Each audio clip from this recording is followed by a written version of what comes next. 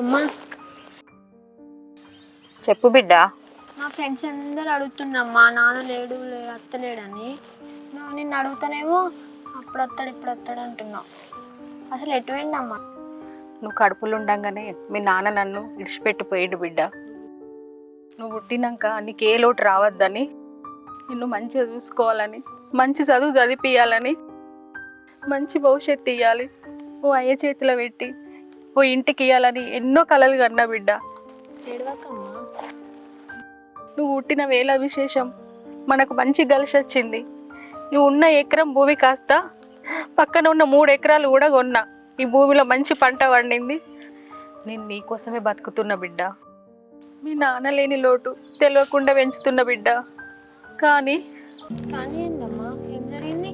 మన కలలను కన్నీళ్లు చేయడానికి మన ఊర్లోనే 2 దుర్మార్గులు దాపురిచ్చిరు బిడ్డ. ఎవరమ్మా వాళ్ళు? ఎవరా? మన ఊరు సర్పంచ్ గజపతి, వాడి తమ్ముడు జలపతి. అంత చెడ్డ వాళ్ళ అమ్మా వాళ్ళు? చెడ్డవాళ్ళ నరరూప రాక్షసులు, భూబకాసురులు. జనం ముందు మంచి వాళ్ళలాగా నటిస్తారు.